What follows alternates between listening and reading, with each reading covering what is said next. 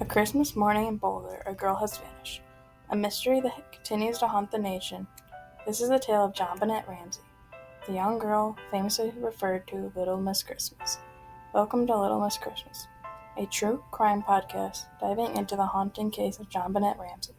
I'm JC Schofer, and in this episode we will dissect the events of December 26, 1996, and reveal what remains misunderstood by many. On the morning following Christmas of 1996, a 6-year-old JonBenet Ramsey was discovered deceased in the basement of her family's home in Boulder, Colorado. The incident sent shockwaves across the country, fearing a ransom note, a media whirlwind, and years of lingering mysteries. JonBenet remains were discovered in the basement, an area that wasn't easily reachable for anyone outside the home. She'd been strangled and struck on the head, but the official case of her death was caused by asphyxiation. The guillotine used in strangulation was craft from one of Patsy's paintbrushes. There was indication that the scene had been tampered with, such as blanket draped over her body and the ransom note that seemed to have been written afterward.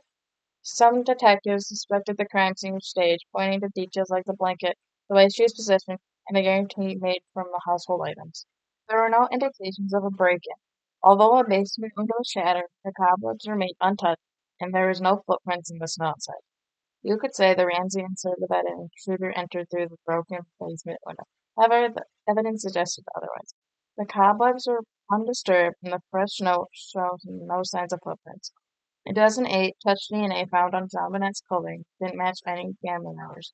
The Ramseys were officially exonerated, but some critics argue that the sample could have been contaminated or irrelevant. While some viewed the DNA findings as a pivotal moment, others dismissed it as a distraction, a misleading clue that allowed the true perpetrator to evade justice. I'm here with my friend Lindsay to discuss this case. Okay, so let's get into the JonBenet Ramsey case. I swear every time I look into it, it just gets more confusing. Same. It's one of those cases where the more you learn, the less you actually know. Like, how does a 6-year-old disappear and get found murdered in her own house with everyone inside and nobody hears or sees anything?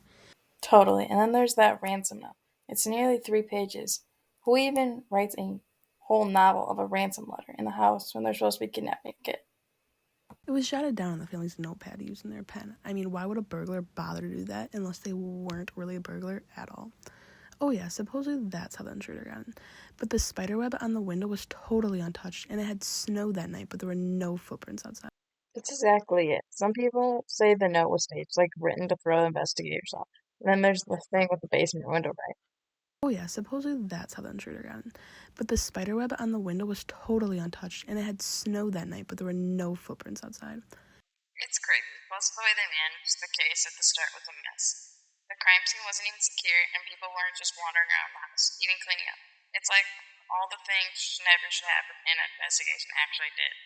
Absolutely. It's really disheartening that even after all these years, we still don't have any solid answers. It's truly painful to think about. She was just a child. She was, and the saddest thing is the situation turned more of a media speculation than an actual investigation.